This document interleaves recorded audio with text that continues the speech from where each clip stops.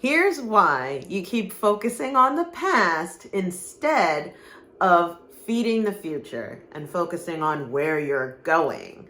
It's time to shift your state and let go of the past. But when we're stressed out, we tend to hold on to what was behind us, rehash all of the disappointments, the betrayals, the annoyance, and all of what went wrong. We tend to naturally focus on what went wrong. And we need to talk about it because my spirit guides are saying, now's the time for you to feed your future. When you keep holding on to the past, you're actually starving your future. And it's about time you stop that. And I'm right there with you. By the way, I'm Sensei Victoria Whitfield, your journey partner in business. And this is your business energy flowcast from forecast. I love that I said flowcast. That's awesome. Your business energy flow forecast from the dojo, from my office space. I'm here in my treatment room here in New Jersey. It is snowing a wee bit. It's a tiny bit snowing here in New Jersey. So we'll see you the next time you come for your in-person session. I just saw a client before hitting record on this video. This forecast is for all of my impact-driven entrepreneurs and leaders who want to get and stay grounded and clear in mind, body, and business. The goal of these forecast videos as your energy weather lady is to help you increase your energy so that you can increase your income and impact. If that speaks to you, let's go. Like, share, subscribe, send this to someone who needs to start feeding their future instead of feeding the past. What the heck? Why are we doing this? Yes, challenges may have happened before. Yes, the past could have been painful and something happened that may have really upset you or threw you for a loop, or maybe you've been feeling off lately. But that's behind you. And the problem of focusing on rehashing and telling the story over and over and over again of what happened behind you is that the retelling brings it from behind into in front. It brings it from behind you to in front of you. And I want to highlight this very simple fact because with love, you're acting as if that's not what's happening. No, you're just telling your story. No, you're just blowing off steam. No, you're just getting it off your chest. No, you're just sad. No, you're just going through it or whatever. No, you just are an emotional person. All of the excuses that we bring as empaths, as energy sensitive individuals, as emotional creatives, we bring all the excuses. We're very creative when it comes to creating excuses. And I'm sending you so much love if this is the case. And the fact of the matter is that every time you complain about the thing that didn't work out and that annoys you from back then, you bring it from back then into the present. Every time you talk about how bad he was and what he did to you or did to everybody or something like that, you bring him from the past into your present and your future. And my spirit guides are telling me to bring this to your attention because your future is being starved and crowded out by the past.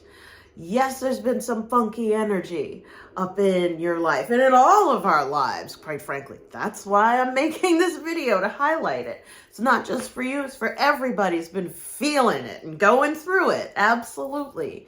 And the more that you keep whining and crying and recounting and retelling the past, you replay it and you revive it back from the dead, like a zombie or a mummy, back from beyond the grave to re-terrorize and re-traumatize and re-paralyze you.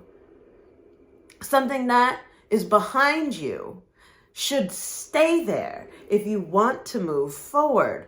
And my spirit guides are saying what can happen though is that the struggle and the drama and the emotion also can make you feel significant and powerful and important in a warped way when you keep retelling and going through all of how bad it was and how victimized you were and how disappointed and betrayed.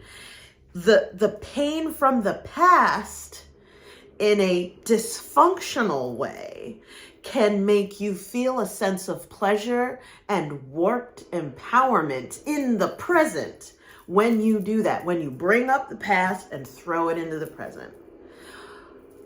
In spiritual truth, though, even if you bring the past into the present, it's still the past. So that power that you think you have, or that pleasure, or that sense of importance and significance that you think you are having as you're retelling your story of woe and playing the violin of victimization, right? It's fake. It's fake power. It's fake importance. It's fake pleasure. It's fake because it already happened. The glory days as well as the trauma and the horror are behind you.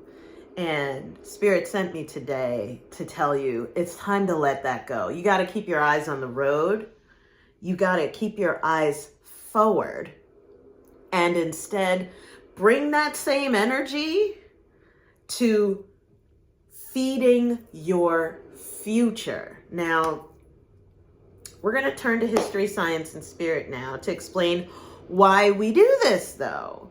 Because welcome to planet Earth, where you're a human being and you do human stuff like bringing the past into the present. But I want that trauma out of your life. Do you? Type in the comments below if you're ready to move on. Type move on in the comments below if you're ready to let that go once and for all and just finally decide, you know what? No more. I'm not going to cry about it anymore. The milk has spilled. The milk has spilled and I cleaned it up a zillion years ago. It's gone. It's gone. The money was lost. It's gone. It's gone. The relationship, she left. She's gone. She's gone, right? I'm going to decide just for today, as we say in Reiki, kyo dakeba, just for today, I'm going to be right here and I'm going to move on. And I'm going to start feeding my future. Okay, but let's get into, why though? Why are we not letting go of the past? Why are we not feeding our future? The first thing that we're going to go to is in Think and Grow Rich by Napoleon Hill for history. In this passage, we're going to learn a little bit about how the mind works. And for that to help us understand why we are not feeding our future and what we can start doing about it. Let's read from the chapter on imagination. I'm just going to drop that. 2 forms of imagination. The imaginative faculty functions in 2 forms. One is known as synthetic imagination, and the other as creative imagination. Synthetic imagination. Through this faculty, one may arrange old concepts, ideas, or plans into new combinations.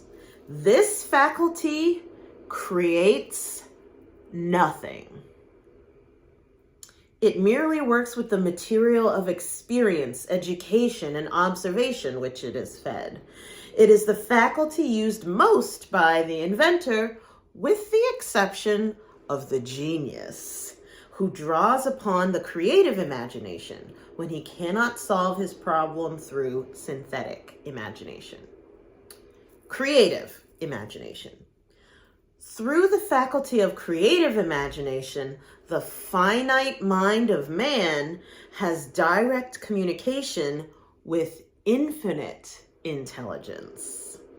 It is the faculty through which hunches and inspirations are received. It is by this faculty that all basic or new ideas are handed over to man.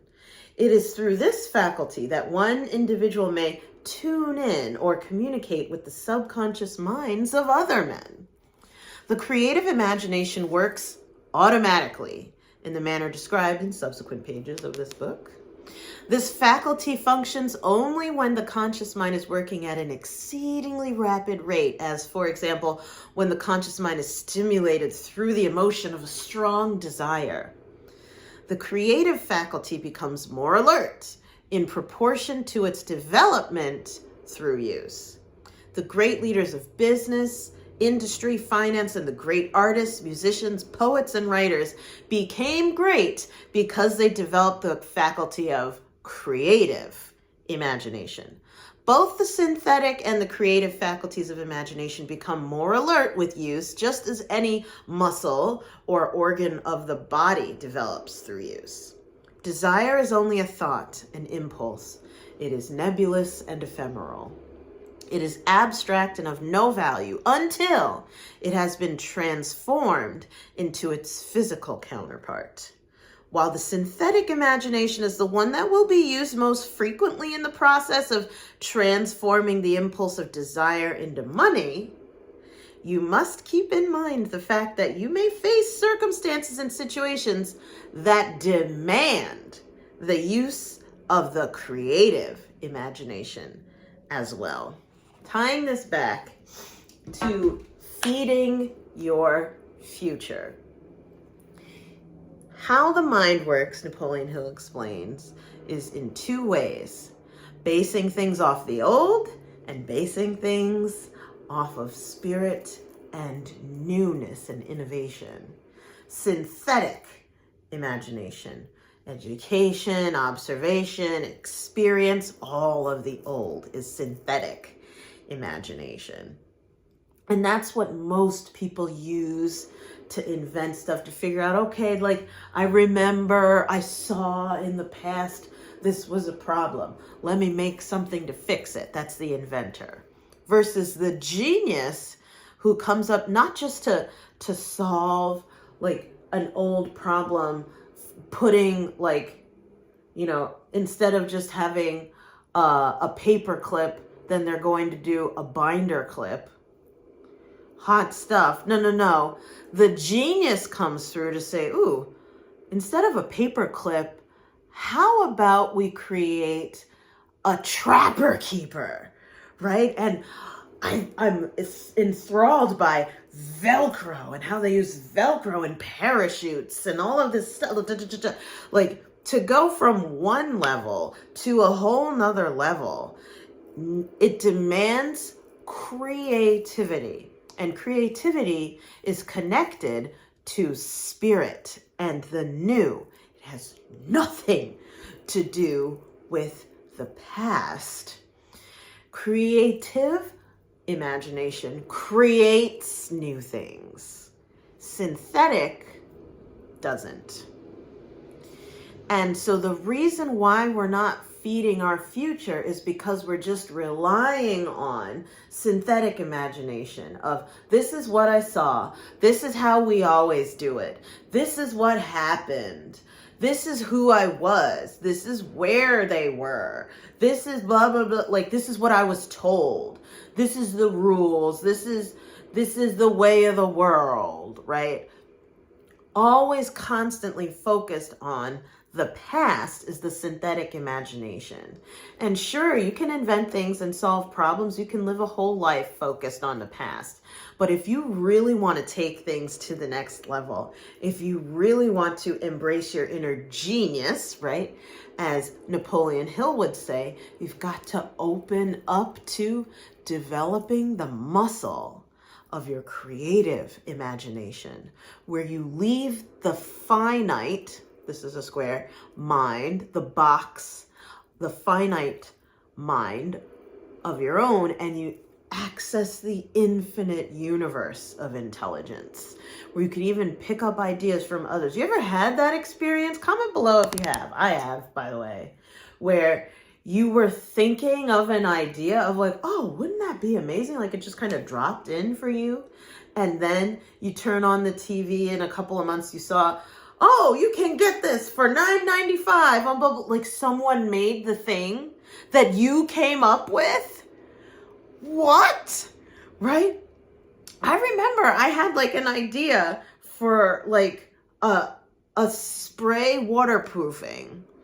And then I remember I didn't act on it. Obviously I didn't, but it's just like, they drop bloop, out of nowhere from the infinite mind, from infinite intelligence, from God, from source, from the angels, whatever you want to call it, comes from communal consciousness. It drops in.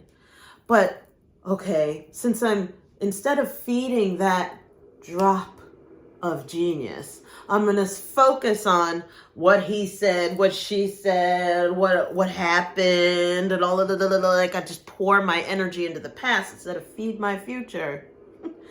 The way the universe works is that that drop of genius will come in to the planet, and whoever has got the developed muscle of, oh, that was a drop of genius. Let me start feeding that. I'm going to feed that. I'm going to feed that.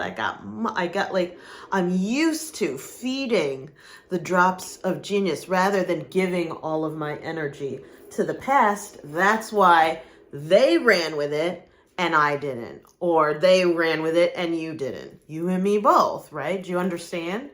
So comment below if that ever happened to you. Or like, someone took my idea. I had that idea.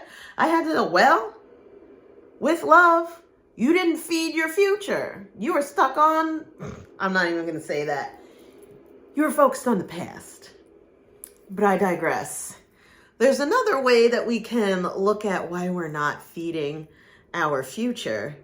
And it has to do with being lazy, especially with technology.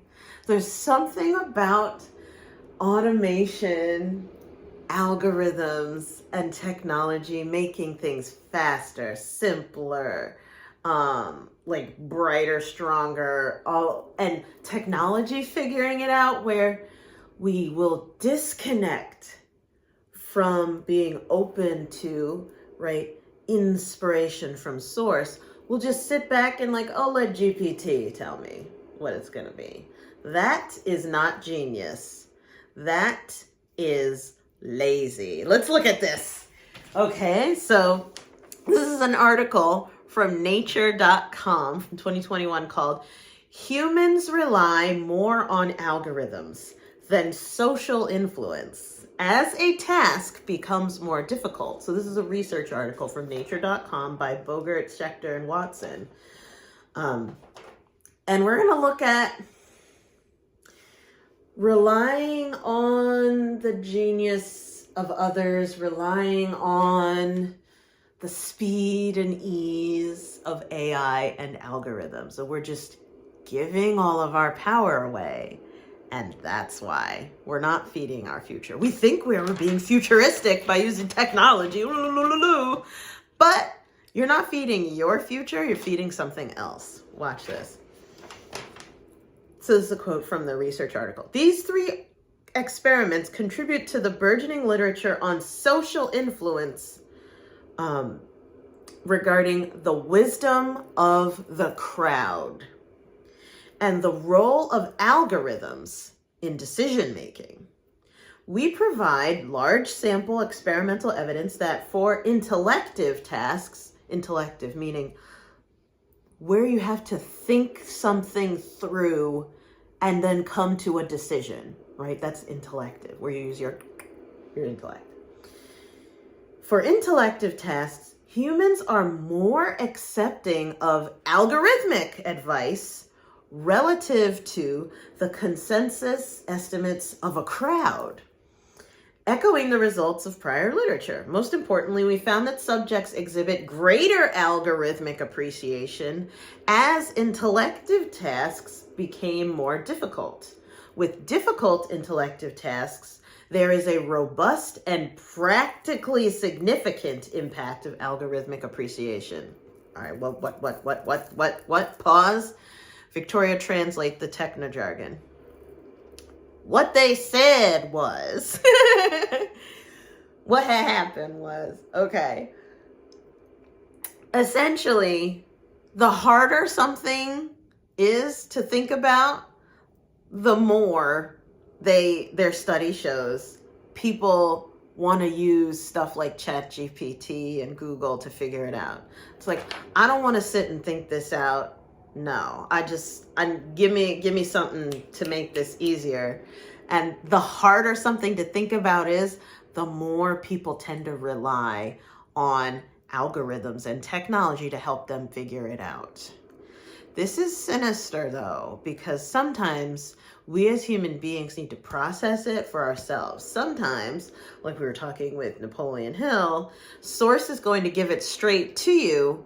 And then if you get into technology, trying to figure out what you just heard, or try and complicate what you just heard from spirit or your idea, right? Of the spray waterproofing or whatever, for example.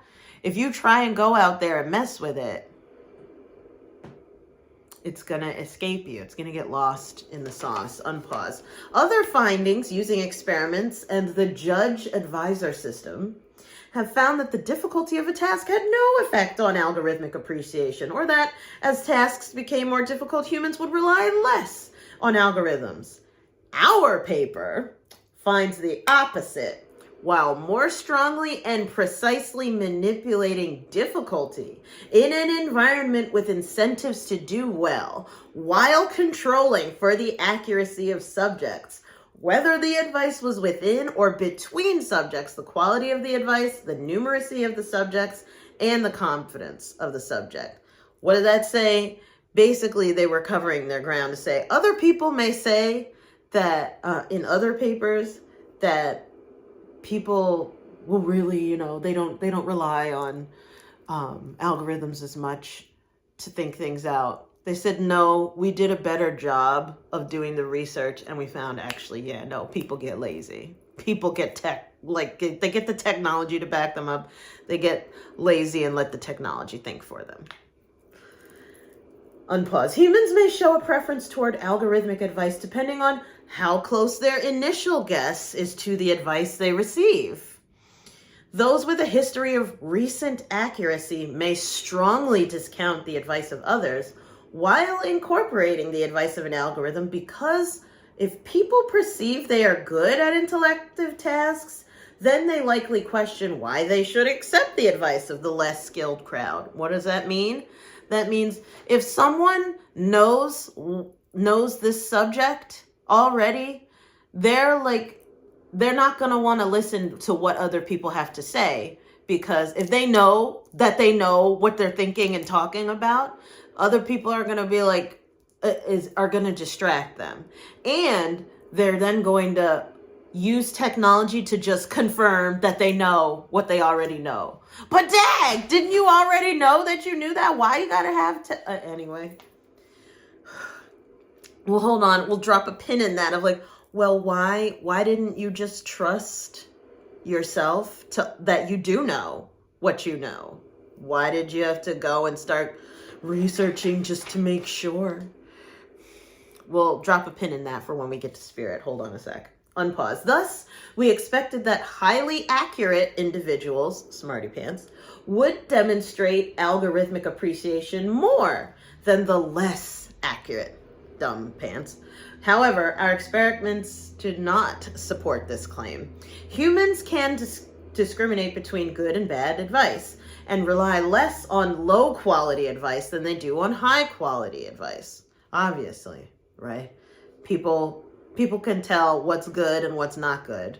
And then when they see it's good, they're going to use it because it's good, obviously, unpause. However, the interaction between advice quality and whether the advice comes from an algorithm or group of other humans is largely ignored.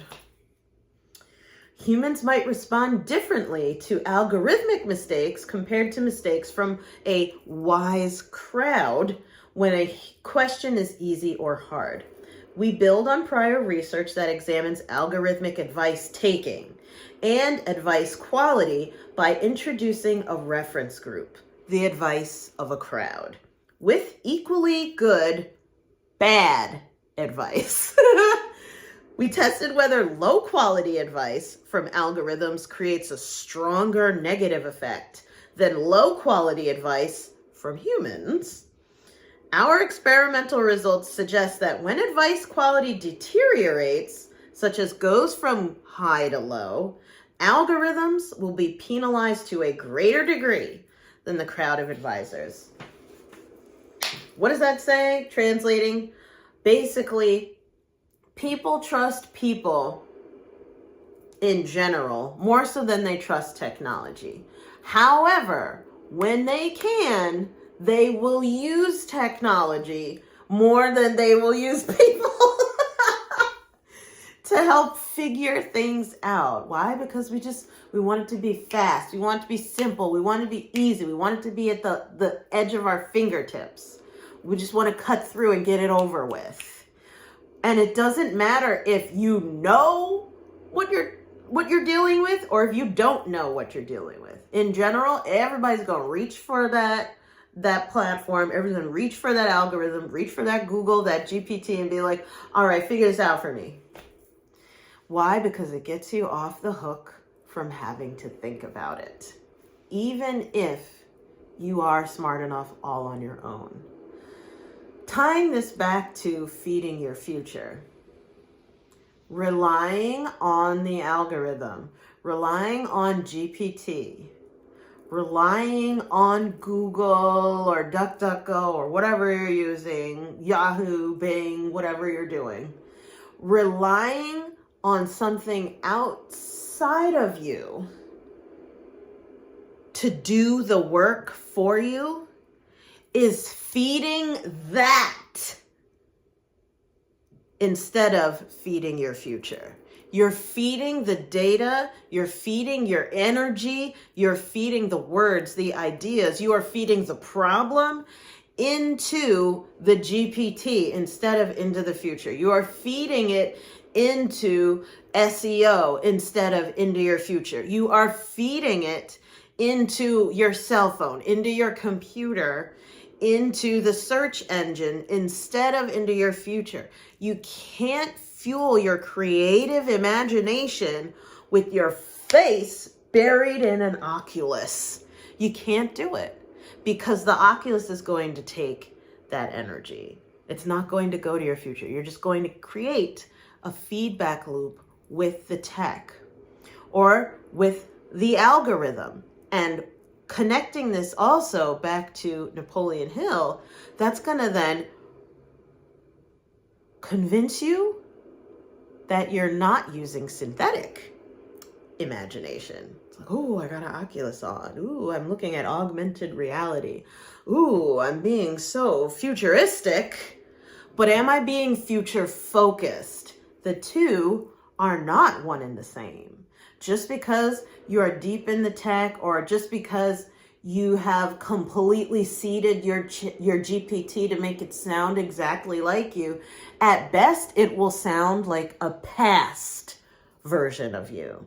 It can't innovate for you. That's not where innovation comes from. Innovation comes from what? Spirit.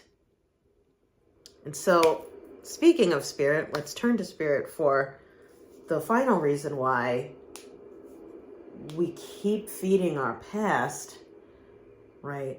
Or feeding the technology or feeding the synthetic imagination. We keep throwing away our energy instead of feeding our future, right? And getting our genius ideas going and moving forward. Why are we doing that?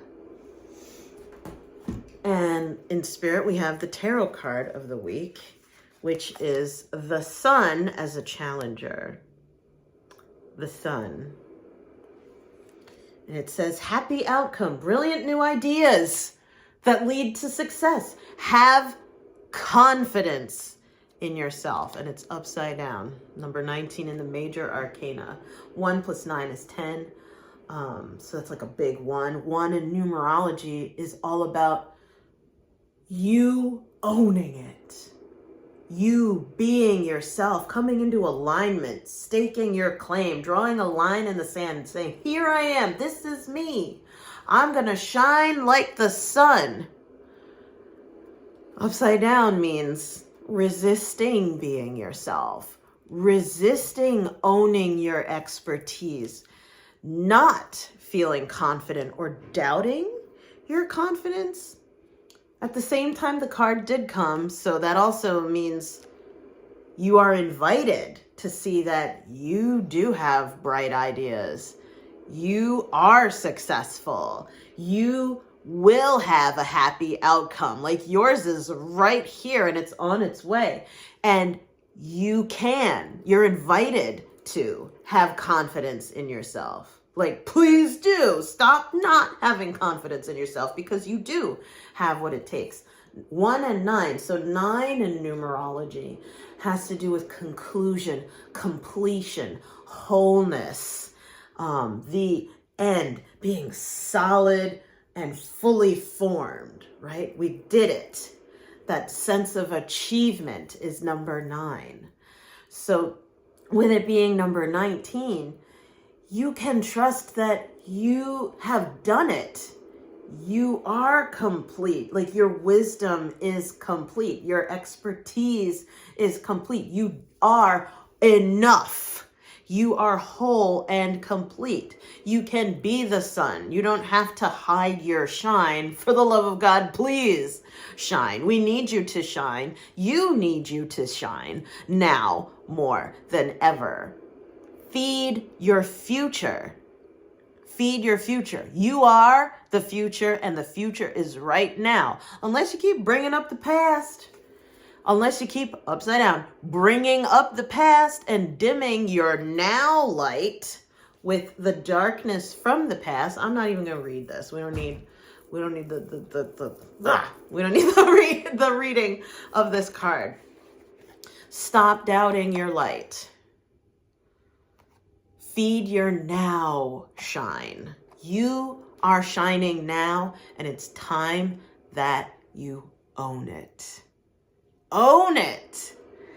Own it. Stop giving all of your energy away. Stop giving the credit and the responsibility for doing the work, the thinking work. Stop giving it over to the algorithm. Think for yourself. Think for yourself. You can do it. You have what it takes. You've just gotten, lazy. Just got lazy. Of like, oh, I'm just going to watch whatever's recommended to me. Oh, I'm just going to go with the first thing that ChatGPT says. I'm not even going to check if that's true. I'm not going to read any books. I'm not going to do my own research. No, that's why I have AI, so I don't have to work so hard. You know what? You have the capacity to work at the level of your expertise. It's not working hard, it's working smart. And working harder isn't necessarily working smarter, but also don't dumb the quality down of your work. So you could end up thinking that you're working smarter by taking all of these shortcuts, but you actually are ruining the quality of the work because you didn't bring your brilliance to the process. That's why you've got to focus on feeding your future. Feed the version of you that you are growing into. Stop worrying about the past. let it go. Stop using the synthetic imagination and the synthetic algorithms to think for you. Let it go. Feed your future, feed the now and the you that you're becoming, because who you are now is more than enough for where you want to go. Now, to get into it, you know the drill. We have an action step of the day. It is a strategic meditation. Open up Skool. Go on our skool.com/be visionary movement online community for the strategic meditation to embody it of the day. Is you're going to type global angel healing into the search bar at the top. Or if you're scrolling through, you're going to go to the classroom, click on the vault of visualizations and scroll to angel meditations section of the vault. And it's going to say global angel healing. It's a 19-minute strategic meditation. Now, why are we doing a meditation after talking about all of this? Because a strategic meditation is one that is done first before a targeted action is taken. Why? Because we need to shift our state so that we are in an optimal performance state. And then we go do the thing. Then we go perform. You get into optimal state and then you go perform in that state so that you are getting the biggest result, the best result, the highest quality, the highest vibration. And so with global angel healing strategic meditation, what you're going to do is you're going to connect to the energy of your now world. And let go of the past. Let the angels help you clear that away.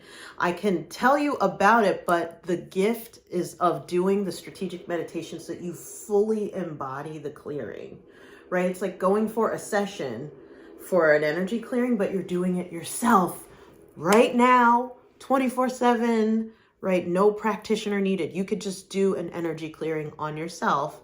And that's why we need to do the global angel healing strategic meditation today, so that you can embody your now world and let the angels help you release all of what no longer serves, anything that's holding you back or draining you, feeding your future. So you come to the end of this video and you may be thinking to yourself, okay, this was great. I now have a bajillion questions. I love you.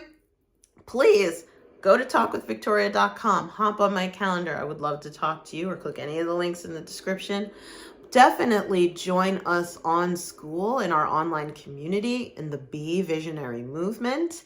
You get all 15 years. This is hundreds and hundreds and hundreds of meditations by entrepreneurs for entrepreneurs, right? By salespeople for salespeople, by energy healers for energy healers. You have access to that, all of the classes, all of the audiobooks that are in there, and there's no ads, there's no rah noise like in social media. It's quiet, focused, our community of conscious entrepreneurs who are focused on doing strategic meditation, keeping their energy high so they can keep their impact high and income high as well. Looking forward to seeing you. If you join, remember, you still get that free tarot reading. We have buy one, right? Buy one, get one. So if you take out, right, you buy a subscription, you get one, right? You get a 12-month tarot card reading, custom, just for you, right? So it's over $300 value.